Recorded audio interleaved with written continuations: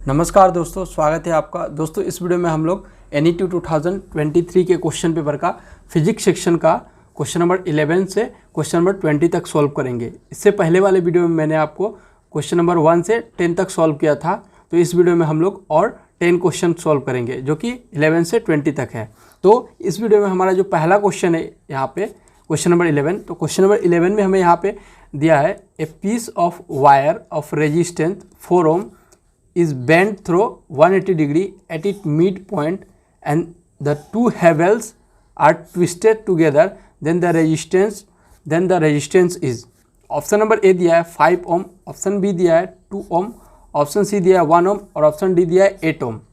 तो यहाँ पे हमें क्वेश्चन में क्या बोला है कि एक वायर है, यहाँ पे एक वायर है और इस वायर को क्या किया है, इसके मिड से, यहाँ इसके मिड से बैंड किया गया है कितने डिग्री पे, 180 डिग्री पे। तो यहाँ पे हम लोग इस वायर को यहाँ पे बैंड कर लेते हैं। तो इस वायर को जब हम लोग इस तरह से बैंड करेंगे, इस वायर को जब हम लोग यहाँ पे बैंड करेंगे यहाँ से, तो कुछ इस तरह से होगा, ये इस तरह से बैंड होगा तो 180 डिग्री पे। तो इसका जो लेंथ है यहाँ पे L होगा। तो जब इसके हाफ से हम लोगों ने इसको बैंड किया है तो इसका लेंथ क्या होगा, L/2 हो जाएगा, L/2 हो जाएगा। और यहाँ इसका रेजिस्टेंस क्या दिया है, 4 ओम रेजिस्टेंस हम लोग लिख लेते हैं। यहाँ पे इसका 4 ओम रेजिस्टेंस दिया है। तो हम लोगों ने यहाँ पे पढ़े हैं R equal to resistance equal to क्या होता है, ρL/A। तो यहाँ पे हम लोग को इस फॉर्मूला से हम लोग को क्या पता चलता है कि जो रेजिस्टेंस है R वो क्या है, प्रोपोर्शनल है किसके, लेंथ के। तो यहाँ पे जब लेंथ हाफ होगा तो यहाँ पे रेजिस्टेंस भी हम लोगों का क्या होगा, हाफ होगा। तो यहाँ 2 ओम और यहाँ पे भी 2 ओम हो जाएगा। तो अब हमें क्वेश्चन में यहाँ पे क्या बोला है कि इसके and then resistance of the, तो इसका हमें क्या बोला है, इक्विवेलेंट रेजिस्टेंस फाइंड करने के लिए यहाँ पे बोला है। तो इक्विवेलेंट रेजिस्टेंस क्या हो जाएगा, तो यहाँ पे देखिए ये जो है क्या है, अभी पैरेलल कनेक्शन में है, ये दोनों क्या है, आपस में पैरेलल कनेक्शन में है। तो इसका इक्विवेलेंट रेजिस्टेंस क्या हो जाएगा, यहाँ 2 ओम है और यहाँ पे भी 2 ओम है। तो 2 ओम 2 × 2 डिवाइडेड बाई 2 + 2 इक्वल टू क्या होगा, यहाँ पे 4/4 हो जाएगा। तो यहाँ पे हमें क्या मिला, 1 ओम। तो इसका इक्विवेलेंट रेजिस्टेंस क्या होगा, 1 ओम। तो क्वेश्चन नंबर 11 का जो करेक्ट ऑप्शन है वो है option number C, 1 ohm. Next question number 12। तो क्वेश्चन नंबर 12 में क्या यहाँ पे दिया है, the deflection in a galvanometer fall from 50 to 10 division when a shunt of 12 ohm is connected across it, the resistance of the galvanometer coil is. Option A दिया है 38 ओम, option B दिया है 24 ओम, ऑप्शन सी 28 ओम और option D दिया है 48 ओम। तो सबसे पहले अभी हमें क्वेश्चन में यहाँ पे क्या बोला है, इससे हम लोग पहले समझ लेते हैं। तो यहाँ पे एक हमें सर्किट है, उसमें क्या आ रहा है, हमारा जो करंट जो फ्लो कर रहा है 50 डिवीजन से 10 डिवीजन तक। पहले क्या है, टोटल करंट कितना है, 50 डिवीजन फ्लो कर रहा है। और जब हम लोगों ने यहाँ पे 12 ओम का एक शंट जब कनेक्ट किया है तो ये क्या हो रहा है, जो गैल्वेनोमीटर का जो करंट है वो क्या हो रहा है, फॉल हो रहा है, वो मतलब रिड्यूस होकर 10 डिवीजन तक फ्लो कर रहा है। तो हमें यहाँ पे रेजिस्टेंस ऑफ द गैल्वेनोमीटर, यहाँ पे गैल्वेनोमीटर का रेजिस्टेंस निकालने के लिए बोला है। तो लेट हम लोगों ने एज्यूम किया कि 1 डिवीज़न इक्वल टू क्या है, 1 ओम करंट हम लोग का यहाँ पे 1 I करंट फ्लो कर रहा है। मतलब एक डिवीज़न में हम लोग का 1 करंट फ्लो कर रहा है। तो यहाँ पे 50 डिवीज़न के लिए क्या हो जाएगा, 50 डिवीज़न के लिए क्या होगा, 50 I करंट फ्लो करेगा। ये जो 50 डिवीज़न है क्या है, टोटल करंट है यहाँ पे। तो हम लोग यहाँ पे पहले इसको यहाँ पे इस तरह से सर्किट बना लेते हैं। कुछ इस तरह से हमारा सर्किट है। यहाँ पे हमें यहाँ पे शंट हम लोगों ने यहाँ पे कनेक्ट किया और ये क्या है, गैल्वेनोमीटर G कुछ इस तरह से है। तो यहाँ पे हमें क्या, इनिशियल कितना 50 डिवीज़न हमारा यहाँ पे करंट फ्लो कर रहा है। तो जब हम लोगों ने यहाँ पे एक शंट को एस यहाँ पे सन को कनेक्ट किया है 12 क्या है 12 ओम, यहाँ पे देखिए क्वेश्चन में 12 ओम सन दिया है। तो जब हमने यहाँ पे 12 ओम सन कनेक्ट किया है सन, तो ये क्या हो गया 50 डिवीजन से यहाँ क्या हो गया 10 डिवीजन हो गया। इसका मतलब क्या हो रहा है कि जब सन को हम लोगों ने यहाँ पे कनेक्ट कर रहे हैं तो हमारा करंट क्या हो रहा है रिड्यूस हो रहा है। तो बाकी जो बचा हुआ करंट कहाँ जाएगा, वो यहाँ जाएगा, आई माइनस यहाँ पे आई जी हो जाएगा जो बाकी करंट है। तो अब हम लोग तो यहाँ पे जब 10 डिवीज़न, यहाँ 50 से 10 डिवीज़न हुआ तो यहाँ पे भी हमें 10 डिवीज़न क्या होगा, लेट से हम लोगों ने यहाँ पे एज्यूम किया था कि 1 division equal to 1 I current, तो 10 डिवीज़न क्या हो जाएगा 10 आई करंट हो जाएगा। तो यहाँ पे 10 आई करंट हमें फ्लो कर रहा है। तो और यहाँ पे क्या है, हमने यहाँ पे एक पोटेंशियल को कनेक्ट किया है एक्रॉस, यहाँ पे जो क्वेश्चन में बोला है एक्रॉस इट रेजिस्टेंस। ओके, तो अब हमें यहाँ पे हम लोग यहाँ पे क्या हो जाएगा हमारा इसका formula, I ji into galvanometer equal I minus I ji into shunt हो जाएगा। तो यहाँ पे आई जी क्या दिया है, आई जी 10 आई दिया है, 10 I into galvanometer equal to I minus I g, तो क्या होगा 50 माइनस 10 हो जाएगा यहाँ पे, जो कि हमें क्वेश्चन में बोला है। तो 50 से क्या हो रहा है 10 आई करंट हो रहा है, रिड्यूस हो रहा है 50 से, 50 डिवीजन से 10 डिवीजन करंट हो रहा है रिड्यूस, इंटू शंट कितना दिया है 12 ओम, तो यहाँ पे 12 ओम का शंट हो जाएगा। तो अब हमें यहाँ से जी का वैल्यू मिल जाएगा। तो जी का वैल्यू क्या होगा 50 माइनस 10 इंटू 12/10। तो यहाँ से इसको जब हम लोग कैलकुलेट करेंगे तो कितना आंसर मिलेगा हमें 48 ओम। तो इसका क्वेश्चन नंबर 12 का जो करेक्ट ऑप्शन है वो है option number D 48 ohm. Next question, question number 13। तो क्वेश्चन नंबर 13 में दिया है the ratio of root mean square velocity, average velocity and most probable velocity for 1 moles of gas will be.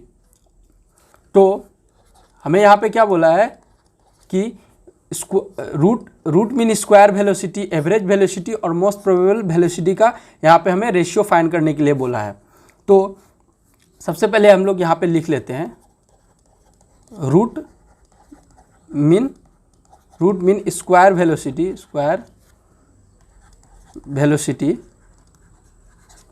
तो इससे हम लोग क्या से डिनोट करते हैं वी आर एम एस। तो वी आर एम एस क्या हो जाएगा यहाँ रूट ओवर 3RT/m। तो वेयर एज हम लोग यहाँ पे लिख देते हैं RT, R का मतलब क्या है, R को हम लोग यूनिवर्सल गैस कॉन्स्टेंट से डिनोट करते हैं, यूनिवर्सल गैस कांस्टेंट। उसके बाद यहाँ T है, तो T क्या होगा टेम्परेचर हो जाएगा, T से T को हम लोग टेम्परेचर को हम लोग क्या से T से डिनोट करते हैं।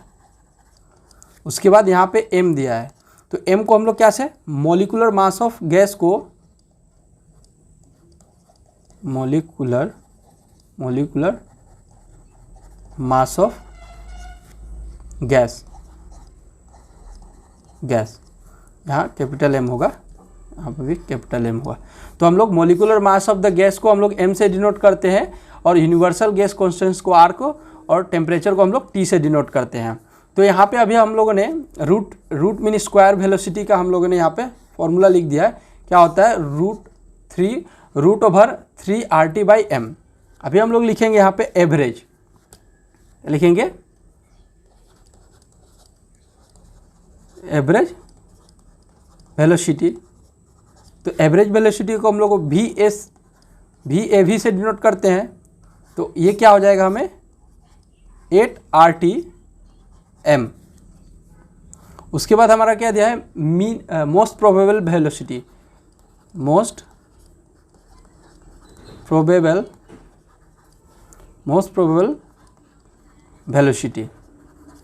तो इसको हम लोग VMP से डिनोट करते हैं। तो ये क्या हो जाएगा 2RT/m। तो अब हम लोग क्या करेंगे, इस तीनों का रेशियो हमें फाइंड करने के लिए बोला है। तो अब हम इन तीनों का क्या करेंगे, रेशियो यहाँ से फाइंड कर लेंगे, सॉरी यहाँ से इन तीनों का हम रेशियो फाइंड कर लेंगे। तो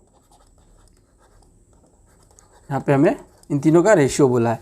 तो अब हमें यहाँ पे लिख देंगे, कुछ इस तरह से दिया है, √3RT by m is to √8RT by pi m। Sorry, इससे पहले हम लोगों ने शायद पाई नहीं लिखा था यहाँ पे, ये एवरेज वेलोसिटी में, तो आप लोग यहाँ पे मेंशन कर लेना, यहाँ पे पाई होगा, पाई m होगा, यहाँ पे पाई m इस टू √2RT by m। तो जब हम लोग इसे इस तरह से जब इसे हम लोग कैलकुलेट करेंगे तो हमें क्या मिलेगा, यहाँ पे √3 बाई √8 यहाँ पे 8 पाई मिलेगा, क्योंकि यहाँ पे देखिए m ये m यहाँ पे RT बाई m सब में कॉमन है, तो क्या हो रहा है, कैंसिल हो जाएगा। तो हमें यहाँ पे लास्ट में यहाँ पे √2 मिलेगा। तो जब हम लोग इसे कैलकुलेटर पे जब कैलकुलेट करिएगा आप, तो आपको कुछ इस तरह से वैल्यू मिलेगा 1.73:1.6, जो कि यहाँ पे 1.59 आएगा, लेकिन हम लोग 1.59 को क्या करते हैं, हम लोग 1.6 एज्यूम कर सकते हैं। उसके बाद यहाँ पे हमें क्या मिलेगा, लास्ट वाले पे 1.41 मिलेगा। तो अभी हम लोग देखते हैं ये वाला जो हमें आंसर मिला, ये किस ऑप्शन से हमें यहाँ पे मैच करता है। तो देखिए हमारा ये जो आंसर है ये ऑप्शन नंबर ए से मैच कर रहा है। तो क्वेश्चन नंबर 13 का जो करेक्ट ऑप्शन होगा वो है ऑप्शन नंबर ए, 1.73:1.6:1.41। Next question, question number 14। तो क्वेश्चन नंबर 14 में हमें यहाँ पे दिया है, 2 identically coaxial circular coil carry a current I each circulating in the same direction. वो क्या है, सेम डायरेक्शन में सर्कुलेट हो रहा है। If the coil are being made to approach each other. Option A में दिया है, the current in one direction increases and in other direction will be decreases, the current in each direction will be decreases. Option C में दिया है, the current in each direction will be remaining same. Option D में दिया है, the current in each direction will be increases. तो यहाँ पे सबसे पहले हम लोग का जो क्वेश्चन में दिया है उसे हम लोग यहाँ पे बना लेते हैं। तो देखिए यहाँ पे हमें क्वेश्चन में क्या बोला है कि यहाँ पे सबसे पहले हम लोग यहाँ पे एक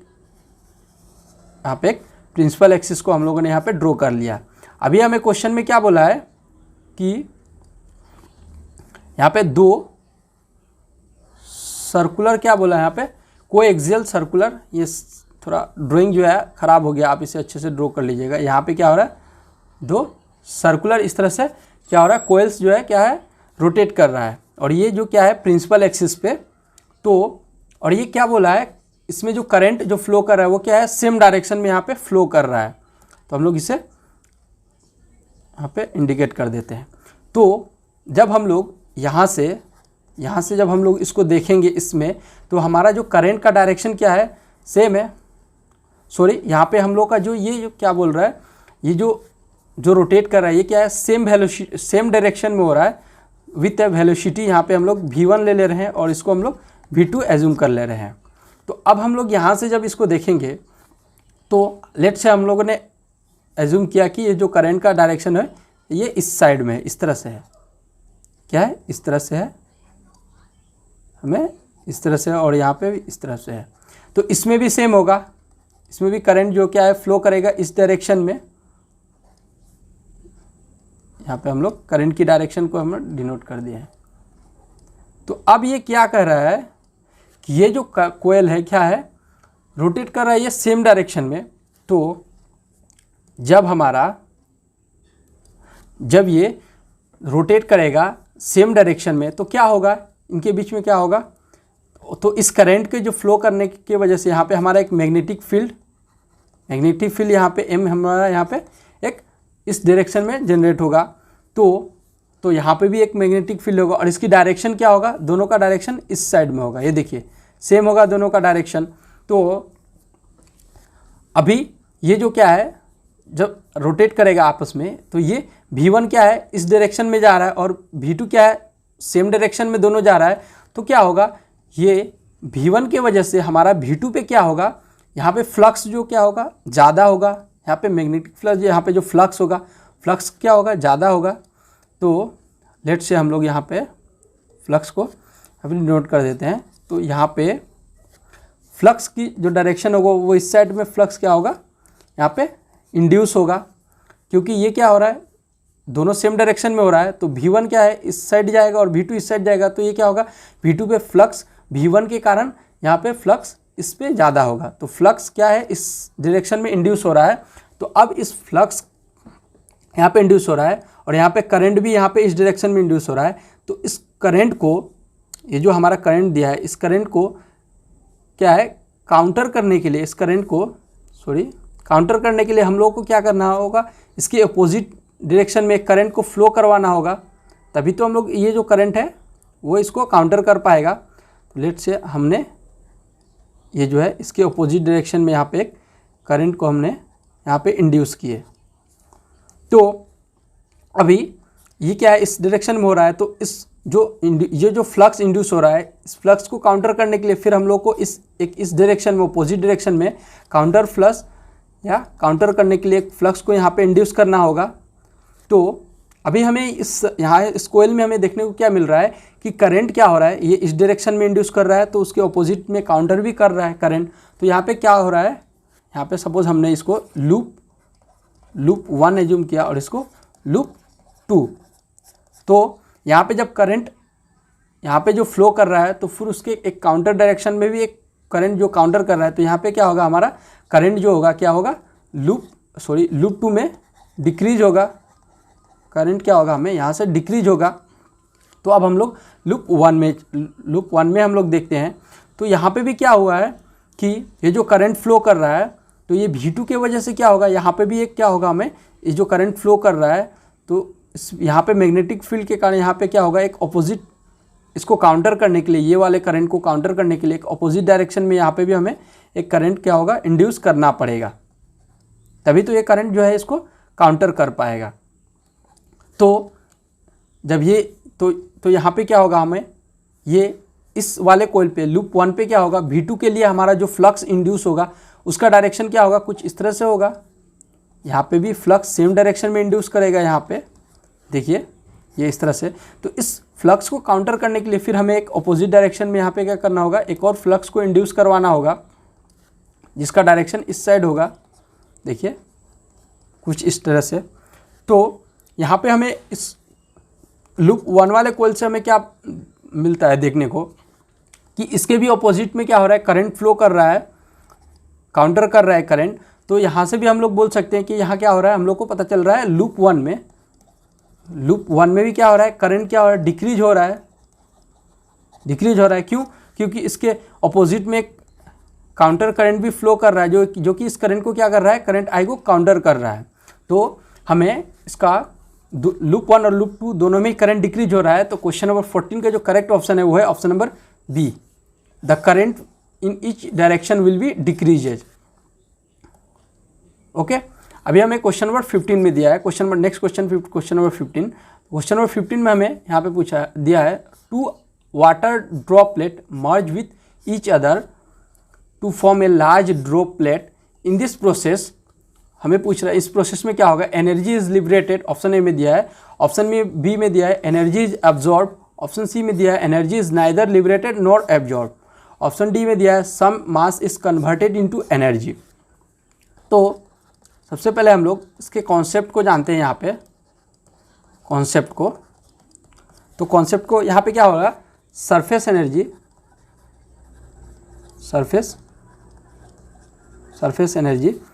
तो लेट्स से सरफेस एनर्जी को हम लोग यहाँ पे बोल सकते हैं it is the energy exists due to the intermolecular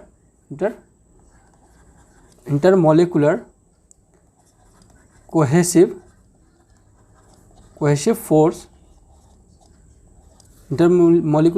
force on the on the surface of liquid, on the surface of liquid। तो यहाँ पे हो गया क्या, सरफेस एनर्जी क्या होगा, it is the energy exist due to intermolecular cohesive force on the surface of liquid.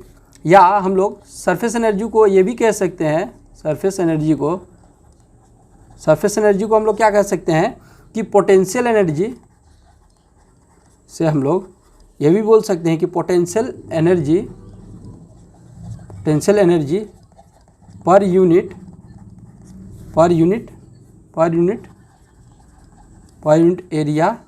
Area on the per unit area on the surface of liquid, on the surface of liquid. ठीक है, हम लोग बोल सकते हैं कि surface energy को हम लोग ये भी बोल सकते हैं कि potential energy per unit area on the surface of liquid. तो यहाँ पे हमें सपोज हम लोग यहाँ पे क्या है, सरफेस एनर्जी पे कॉन्सेप्ट जो है क्या है, सरफेस एनर्जी मैं यहाँ पे सरफेस एनर्जी बोला है।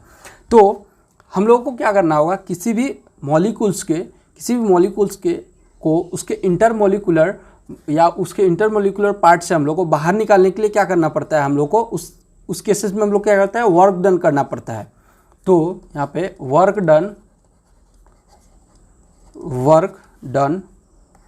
Done to change area of surface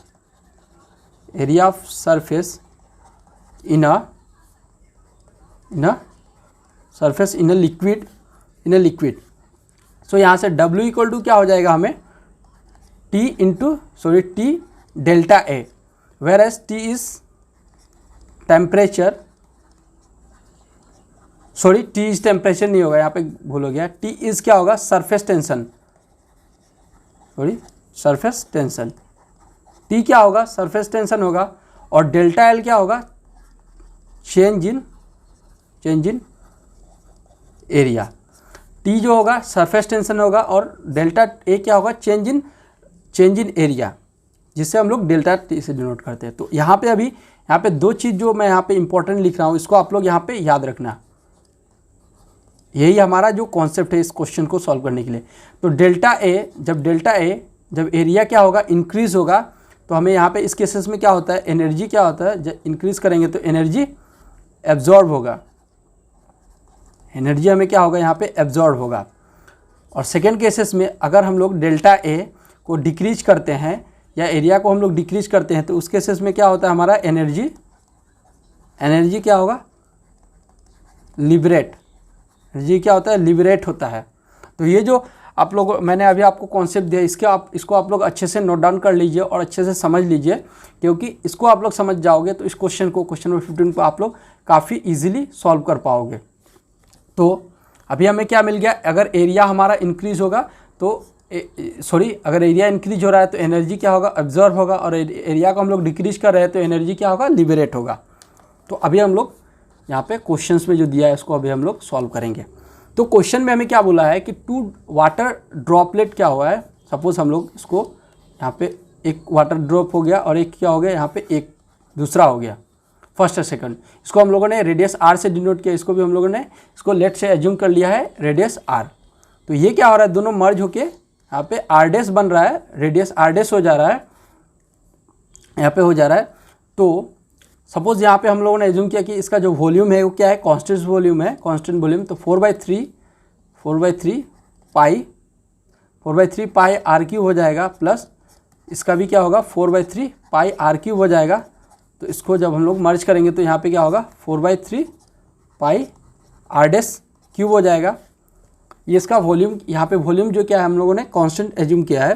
तो इसको जब हम लोग सॉल्व करेंगे तो यहाँ पे हमें r का जो वैल्यू r डैश क्या मिलेगा, 2 का पावर 1/3 r हमें मिलेगा यहाँ पे। ठीक है, तो अभी हम लोग यहाँ पे नेक्स्ट क्या है, हमें क्या दिया है, टोटल एरिया। तो इसका टोटल एरिया क्या हो जाएगा, total area of drop before merging. ठीक है, before merging, total area of drop before merging क्या हो जाएगा 4 pi r square plus 4 pi r square equal to क्या होगा यहाँ पे 8 पाई आर स्क्वायर हो जाएगा बिफोर मर्जिंग। और यहाँ पे अभी क्या होगा आफ्टर मर्जिंग क्या होगा after merging of drop, after merging drop क्या हो जाएगा 4 पाई यहाँ पे R square, sorry R dash square, 4 pi R dash square. तो यहाँ पे हम लोगों ने अभी हमने सॉल्व किया तो हम लोग को आर का वैल्यू क्या मिला था, आर डैश का वैल्यू क्या मिला था कुछ, जैसे आर डैश इक्वल टू पे 2 का पावर 1/3 आर मिला था हमें आर डैश का वैल्यू। तो हम लोग इसे यहाँ पे पुट कर देंगे तो 4 पाई यहाँ पे आर डैश क्या है 2 का पावर 1/3 आर स्क्वायर। तो यहाँ से आफ्टर मर्जिंग एरिया क्या होगा 4 पाई बाई क्या होगा 4 पाई आर स्क्वायर इंटू 2 का पावर क्या होगा 2/3 हो जाएगा। तो हमें जब इसको हम लोग इस इक्वेशन से इससे हम लोग को पता चलता है यहाँ पे जब हमें यहाँ पे आंसर इस आफ्टर मर्जिंग जो एरिया मिल रहा है यहाँ पे ये इससे हम लोग को पता चल रहा है क्या कि हमारा यहाँ पे जो एरिया क्या हो रहा है डिक्रीज हो रहा है। लेट्स से हमें एरिया यहाँ पे क्या हो रहा है डिक्रीज हो रहा है, एरिया में क्या हो रहा है डिक्रीज हो रहा है। तो डेल्टा यहाँ का डिक्रीज हो रहा है। तो जब डेल्टा एड जब डिक्रीज होता है तो उस केसेस में हम लोग क्या होता है हीट क्या होता है हीट एनर्जी।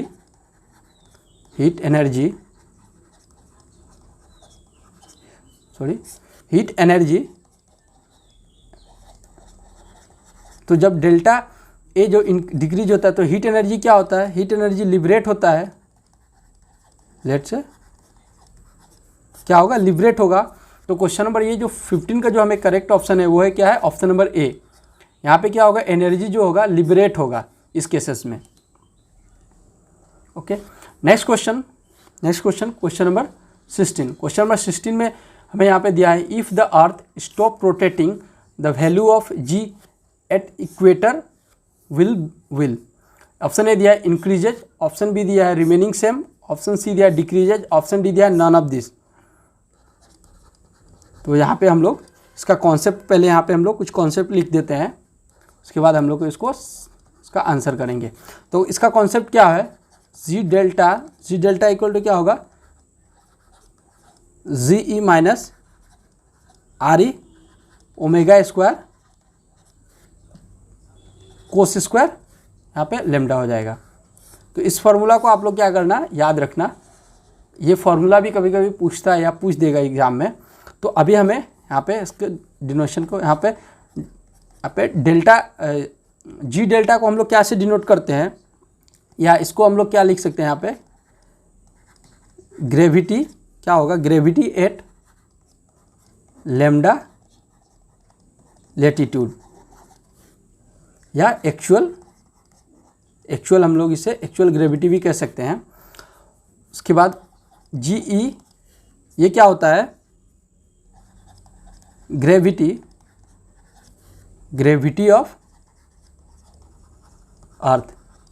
ऑफ अर्थ या मैक्सिमम ग्रेविटी, या इसे हम लोग क्या कह सकते हैं मैक्सिमम ग्रेविटी भी कह सकते हैं। और उसके बाद यहाँ पे ओमेगा, ये जो डब्लू नहीं है इसको हम लोग ओमेगा, ये ओमेगा है तो इसको हम लोग ओमेगा क्या होता है एंगुलर वेलोसिटी। और आर ई क्या होगा रेडियस ऑफ अर्थ। और लेमडा क्या होगा लेटीट्यूड। ओके तो अभी हमें क्या बोला है इस केसेस में, तो ये जो यहाँ पे जी लेमडा जो है ग्रेविटी एट लेटीट्यूड या एक्चुअल ग्रेविटी, तो ये क्या होगा ये जो क्या डिपेंड किस पे करेगा, ये इनके वैल्यू पे डिपेंड करेगा। क्योंकि ये क्या हो रहा है ये जी ई से क्या हो रहा है माइनस हो रहा है। तो ये अगर ज़्यादा होगा तो ये यहाँ पे इससे ज़्यादा माइनस होगा तो डिक्रीज होगा ये वाला। तो ये क्या होगा, फिर इसका वैल्यू क्या डिक्रीज हो जाएगा, और ये इसका वैल्यू अगर ज़्यादा हो रहा है, ज़्यादा हो रहा है तो ये डिक्रीज होगा, और कम हो रहा है तो क्या होगा, फिर ये वाला इंक्रीज हो जाएगा, क्योंकि ये इससे माइनस हो रहा है। तो ये इसका जो वैल्यू है ये क्या है, इस पर डिपेंड हो रहा है, इस पर डिपेंड हो रहा है। ठीक है, तो ये था इसका कॉन्सेप्ट। तो अब इस केसेस में हमें क्वेश्चन में क्या बोला है कि अगर जो हमारा अर्थ है वो क्या है, रोटेट कर रहा है, अगर सडनली वो अगर अर्थ स्टॉप हो जा रहा है, तो ये हमारा अर्थ है कुछ इस तरह से, ये एक्सिस पे रोटेट कर रहा है। ठीक है, इस तरह से हमारा एक्सिस पे रोटेट करता है with A angular velocity omega. ठीक है, तो यहाँ पे हमें इसके यहाँ पे हमें ग्रेविटी, यहाँ पे जी हमें इस साइड में क्या होता है, यहाँ पे एक ग्रेविटी फोर्स लगता है ऑपोजिट में, और उसको काउंटर करने के लिए हम लोग यहाँ पे काउंटर फोर्स हमें एम यहाँ पे सेंट्रीफ्यूगल फोर्स यहाँ पे एक लगता है, इसको काउंटर करने के लिए इस जी को क्या है, रिड्यूस कर देता है। तो हमें यहाँ पे इस केसेस में हमें क्या बोला है कि हमें क्वेश्चन में अकॉर्डिंग टू क्वेश्चन हमें क्या बोला है कि अगर ये अर्थ जो है क्या है, अगर स्टॉप हो जा रहा है, अगर रोटेट करना बंद कर दे रहा है, तो इसके ग्रेविटी पे क्या इफेक्ट पड़ेगा। तो ये ओमेगा क्या होगा, अगर अर्थ स्टॉप कर दे रहा है तो ओमेगा क्या हो, जीरो हो जाएगा। तो अगर ओमेगा जीरो हो जा रहा है, यहाँ पे हमें लेट से यहाँ पे ओमेगा अगर का वैल्यू जीरो हो जा रहा है, तो ये क्या होगा, ऐसा कुछ होगा, G lambda equal to G E, G lambda equal to क्या होगा, जी ई हो जाएगा। मतलब ये मैक्स इक्वल हो जाएगा, मतलब हमारा इसमें ये जो जी लेमडा का वैल्यू क्या है, इंक्रीज होगा। ठीक है, ये क्या होगा, इंक्रीज होगा।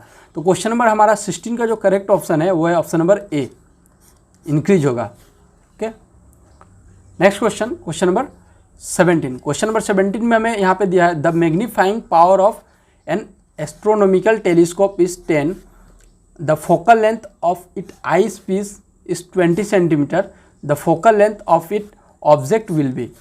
ऑप्शन ए दिया है 200 सेंटीमीटर, ऑप्शन बी दिया है 2 सेंटीमीटर, ऑप्शन सी दिया है 0.5 सेंटीमीटर, ऑप्शन डी दिया है 0.5 इंटू 10⁻² सेंटीमीटर। तो यहाँ पे सबसे पहले हम लोग यहाँ पे जो क्या है, एस्ट्रोनॉमिकल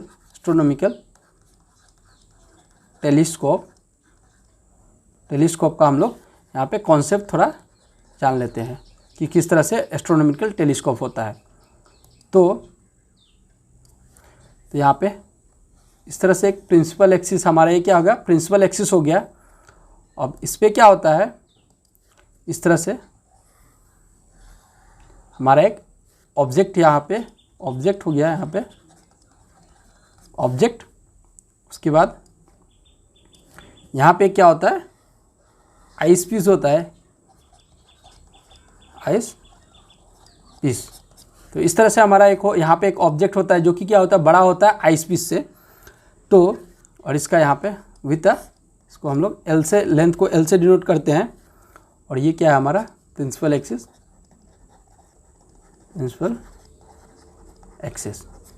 ठीक है, ये होगा प्रिंसिपल एक्सिस।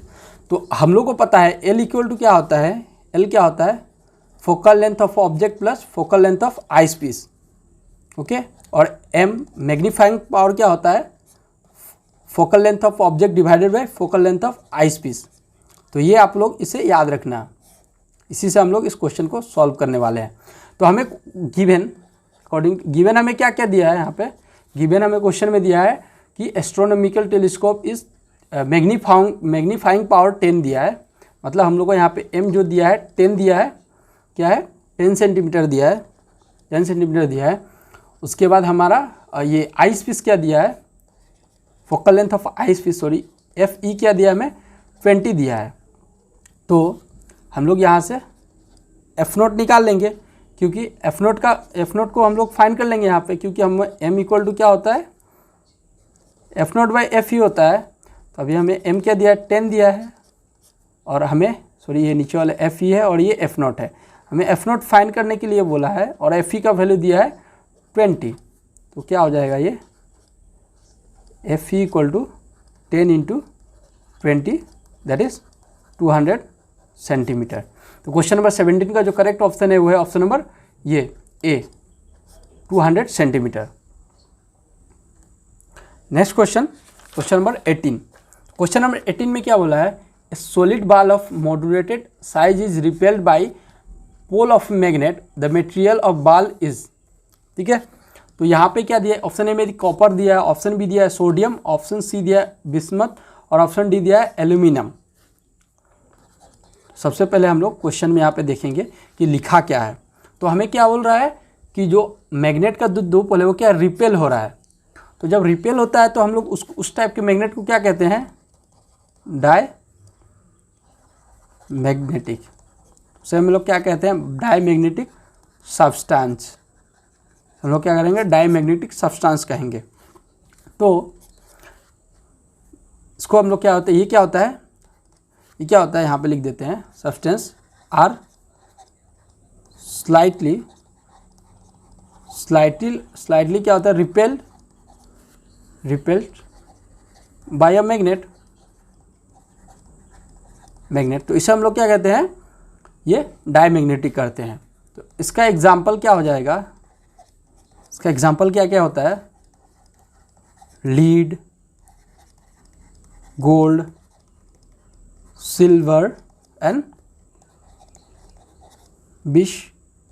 Bismuth etcetera. तो अभी इससे हम लोग को क्या हो रहा है, पता चल जा रहा है कि ये जो क्वेश्चन का आंसर था, अभी हम लोग, मैं एग्जांपल लिखते ही आपको पता चल गया होगा कि इसका करेक्ट ऑप्शन कौन सा है। क्वेश्चन नंबर 18 का जो करेक्ट ऑप्शन है वो है ऑप्शन नंबर सी। लेकिन और दो हम लोग का दो मैग्नेट है, उसके बारे में हम लोग थोड़ा जान लेते हैं। क्या है, पारा magnetic.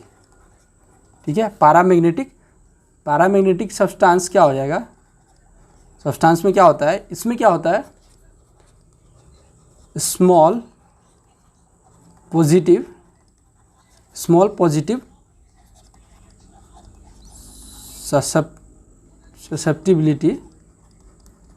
susceptibility to magnetic field. तो यहाँ पे थोड़ा राइटिंग यहाँ पे अच्छा नहीं हो रहा है, आप लोग जस्ट इससे समझ लीजिएगा और इसे आप लोग नोट डाउन कर लीजिएगा। ठीक है, उसके बाद दिस मटेरियल्स आर, यहाँ पे क्या होगा, ये जो पारामैग्नेटिक मटेरियल्स में क्या होता है, दिस मटेरियल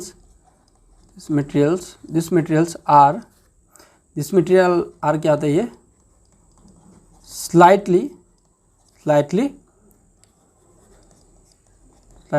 अट्रैक्ट बाय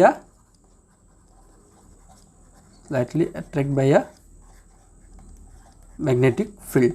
तो इसमें क्या होता है, इस केसेस में क्या होता है, डाई मैग्नेटिक क्या होता है, रिपेल होता है। लेकिन ये पारामैग्नेटिक क्या होता है, यहाँ पे मैं आपको दिखा दे रहा हूँ, ये जो क्या होता है पारामैग्नेटिक क्या होता है, ये क्या होता है, ये अट्रैक्ट होता है, स्लाइटली अट्रैक्ट होता है। और डाई मैग्नेटिक यहाँ क्या होता है, रिपेल होता है। और इसका एग्जाम्पल क्या है, लीड है, गोल्ड है, सिल्वर है और बिस्मथ है। और इसका एग्जाम्पल भी मैं दे रहा हूँ, इसका भी एग्जाम्पल आप लोग लिख लीजिए। पारामैग्नेट क्या, तो पारामैग्नेट क्या होता है, मैग्नीशियम कोमा मोलिब्डेनम और लिथियम। ठीक है, ये क्या इसका एग्जाम्पल है पारामैग्नेटिक का। ओके, अभी हम लोग यहाँ से और एक मैग्नेट है, वो क्या है, फेरोमैग्नेट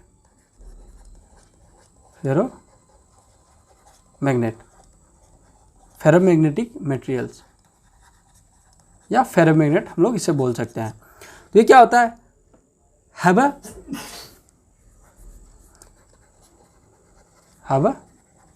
लार्ज, ये क्या होता है, काफ़ी बड़ा होता है।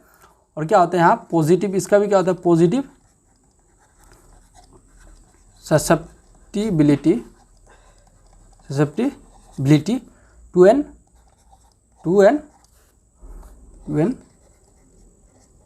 External magnetic field. तो यहाँ पे मैं ये जो पारामैग्नेटिक हुआ या ये फेरोमैग्नेटिक हुआ, इसके बारे में मैंने इसलिए बताया है क्योंकि इस ईयर 2024 में हो सकता है कि इससे रिलेटेड कुछ क्वेश्चन आपको पूछ दे, तो इसको भी आप लोगों को जान के रखना है। तो इस केसेस में क्या होता है, यहाँ पे इसमें क्या होता है हमें, दे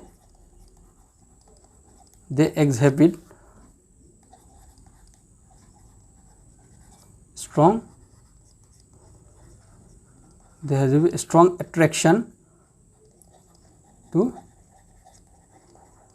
magnetic field. They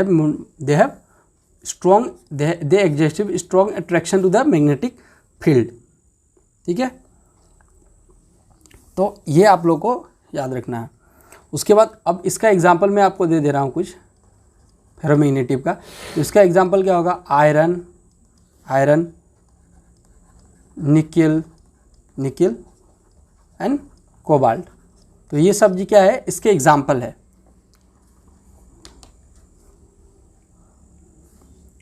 next question number 19। तो क्वेश्चन नंबर 19 में क्या दिया है, हम लोग इसे यहाँ पे भी सॉल्व कर लेते हैं। तो यहाँ पे क्या दिया है, एक constant torque acting on A uniformly circular wheel change it angular momentum from A0 to 4 A0 in 4 second. The magnitude of this torque is, option A दिया है 4 A0, ऑप्शन बी दिया है 12 A0 और ऑप्शन सी दिया है 3 A0/4, option D दिया है A0। तो पहले हम लोग इसका थोड़ा कॉन्सेप्ट जान लेते हैं कि इसका ये किस कॉन्सेप्ट के बेसिस पे जो क्वेश्चन हमें पूछा है। तो इसका कॉन्सेप्ट क्या है, Newton second law of motion for rotational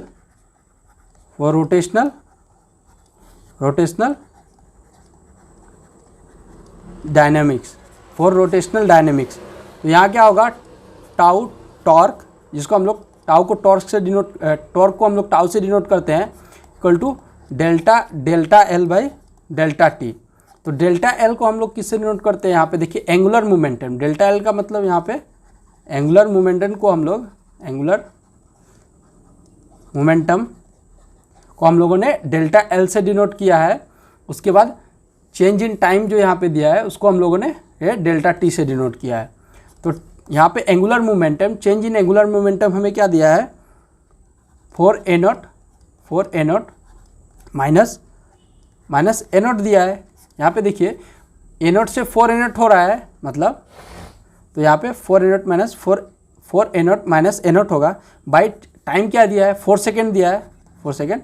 तो हमें यहाँ पे क्या मिलेगा, हमें 3 A0/4। तो क्वेश्चन नंबर 19 का जो करेक्ट ऑप्शन है वो है ऑप्शन नंबर सी, ये 3 A0/4। Next question number 20। Question number 20 में हमें यहाँ पे दिया है the output of NAND gate is 0 only if. तो ये NAND गेट का आउटपुट 0 कब होगा, ऑप्शन ए में दिया है all output are 0, option B दिया all output are 1, option C दिया ऑल आउटपुट एक्सेप्ट 1 आर 0, मतलब एक D number all output except 1 are 1। ठीक है, तो हम लोग सबसे पहला वाला केसेस के लिए सबसे पहले इसका हम लोग कॉन्सेप्ट यहाँ पे लिख देते हैं, कॉन्सेप्ट ऑफ NAND गेट। तो यहाँ पे हम सबसे पहले इसका डायग्राम बना लेते हैं। यहाँ पे कुछ इस तरह से होगा इसका डायग्राम यहाँ पे, और ये क्या हमें हो गया, ये जो हो गया यहाँ पे हो गया, ये हमें क्या होगा, एंड गेट हो गया, और ये क्या, नॉट गेट, ये ए और ये बी हो गया, और दो आउटपुट हो गया। और यहाँ पे हमें क्या मिलेगा, तो इसका फॉर्मूला है वाई, फॉर्मूला मैं आपको लिख देता हूँ, वाई इक्वल टू ए बार होगा। तो जो भी यहाँ से आउटपुट होगा यहाँ पे आगे क्या होगा, अपोजिट हो जाएगा, क्योंकि यहाँ पे नॉट गेट लगा हुआ है। इसी को मिला के हम लोग एंड गेट कहते हैं, या सॉरी NAND गेट कहते हैं, AND gate and NOT gate. तो अभी हम लोग एक एक करके यहाँ पे केस को हम लोग यहाँ पे क्या दिए, ऑल आउटपुट आर 0। तो फर्स्ट ऑप्शन के लिए हमें क्या बोला है, यहाँ पे A इक्वल टू 0 दिया है और B इक्वल टू भी 0 दिया है। तो क्या होगा यहाँ पे जब हम लोग इसको पुट करेंगे, तो A 0 0, ये क्या बार हो गया है, तो ये क्या 0 हो जाएगा। जीरो इंटू जीरो क्या होगा, जीरो होगा। फिर यहाँ पे बार लिखा है तो इसका क्या होगा, उल्टा हो जाएगा। तो 1 है यहाँ पे मिला, तो पहला ऑप्शन जो है हमारा यहाँ पे रॉन्ग है, पहला ऑप्शन तो होगा नहीं इसका आंसर। तो अभी हम लोग दूसरा के लिए देखते हैं, यहाँ पे सेकेंड के लिए उसको हम लोग यहाँ पे लिख देते हैं y equal to A bar by A into B bar. तो अभी हम ऑप्शन सेकेंड के लिए देखते हैं। तो ऑल आउटपुट आर 1, तो यहाँ पे हमारा क्या है, इसके लिए ए 1 है और बी भी 1 है। तो यहाँ पे हम लोग इसे लिखते हैं कुछ इस तरह से 1 इंटू 1, यहाँ पे क्या होगा 1 होगा और बार लिखा है तो यहाँ क्या होगा 0। तो हमारा ये जो हमें क्या बोला है, output of NAND gate is 0 only if, कब, तो जब हमारा दोनों आउटपुट 1 होगा तब हम लोग का जो नैन गेट क्या होगा वो 0 होगा। तो ये क्वेश्चन नंबर 20 का जो करेक्ट ऑप्शन है वो है ऑप्शन नंबर बी। ठीक है, ऑल आउटपुट आर इन 1। लेकिन अभी हम लोग क्या करेंगे, और 2 केसेस के लिए भी हम लोग यहाँ पे देख लेते हैं। तो 2 केसेस के लिए हम लोग यहाँ पे देख लेंगे। All output except 1 are 0। ठीक है, मतलब एक आउटपुट क्या है हमारा 0 है और एक आउटपुट क्या है 1 है, यही है। तो यहाँ पे क्या होगा, हमें y equal to A into P bar दिया है। तो 0 इंटू 1 क्या होगा, 0 इंटू 1 क्या होगा, फिर भी हम लोगों को क्या होगा 0 ही होगा, और जब बार लगा है तो इसका उल्टा क्या होगा 1 होगा। तो ये भी हमारा जो ऑप्शन है, ऑप्शन नंबर सी भी रॉन्ग है, ऑप्शन नंबर ए भी रॉन्ग है, केवल इसका ऑप्शन नंबर बी सही है। अभी हम लोग डी के लिए भी देख लेते हैं, जब तीनों के लिए देख लिया तो एक और के लिए भी हम लोग देख लेते हैं। तो इसके लिए केसेस में क्या आ रहा है, तो इसमें हम लोग क्या किए थे, इसमें ए को 0 रखे थे, तो यहाँ पे ए को 1 रखते हैं और बी को हम लोग 0 रखते हैं। तो इस भी केसेस में हमें कुछ इफेक्ट पड़ेगा नहीं, क्योंकि यहाँ पे ये बार ए का वैल्यू क्या दिया है 1 दिया है और बी का वैल्यू 0 दिया है। तो यहाँ पे हम लोग जब इसको यहाँ पे ऊपर बार लगाए हैं तो इसको क्या होगा, चेंज हो जाएगा। तो ये भी क्या होगा, हमें 0 होगा, और जब इसको हम लोग वापस से चेंज करेंगे, बार लगा हुआ है जिसकी वजह से यहाँ पे फिर हमें 1 मिल जाएगा। तो इसका भी ये जो ऑप्शन नंबर डी भी जो है हमारा रॉन्ग है। All output except 1 are 1 and ये all output except 1 are 0 and all output are 0। तो ये तीनों ऑप्शन का रॉन्ग है। तो क्वेश्चन नंबर 20 का जो करेक्ट ऑप्शन है वो है ऑप्शन नंबर ये बी, ऑल आउटपुट आर 1। ठीक है, तो आई होप ये वीडियो आपको आपके लिए हेल्पफुल रहा होगा। तो इस वीडियो में अभी हम लोगों ने टोटल 20 क्वेश्चन को सॉल्व किए, वो क्वेश्चन नंबर 11 से 20 तक। तो इसके नेक्स्ट वीडियो में हम लोग क्या करेंगे, और क्या करेंगे, जो बचा है 22 सबसे इससे पहले 21 से 25 तक जो क्वेश्चन है उसको सॉल्व करेंगे। ठीक है, तो क्योंकि इसमें 5 ही क्वेश्चन नेक्स्ट वीडियो वाले में हम लोग सॉल्व करेंगे, क्योंकि इसके बाद वाला जो क्वेश्चन होता है हमारा ये 25 से, जैसा कि मैंने आपको इससे प्रीवियस वाले वीडियो में आपको डिस्कस किया था, बताया था कि 25 से जो 25 के बाद से जो क्वेश्चन स्टार्ट होता है 26 से लेकर 35 तक जो क्वेश्चन होता है वो 2 मार्क्स का होता है। और अभी जो मैंने जो सॉल्व कर रहा हूँ क्वेश्चन, ये 1 मार्क्स का है। तो इसके बाद वाले फिर मैं वीडियो में 5 क्वेश्चन जो 1 मार्क्स का उसको सॉल्व करूँगा, फिर उसके बाद मैं नेक्स्ट जो आपका 2 मार्क्स का जो है वो सब क्वेश्चन सॉल्व करना स्टार्ट करूँगा। ठीक है, तो आई होप ये वीडियो आपको अच्छा लगा होगा। अगर वीडियो को आपको अच्छा लगा है तो वीडियो को आप लाइक कर दीजिए, और अगर आपने अभी तक चैनल को सब्सक्राइब नहीं किया तो चैनल को सब्सक्राइब कर दीजिए, बेल आइकन को प्रेस कर दीजिए, जिससे भी मैं नए वीडियो अपलोड करूँगा वो आप तक पहुँच सके। Okay, thank you.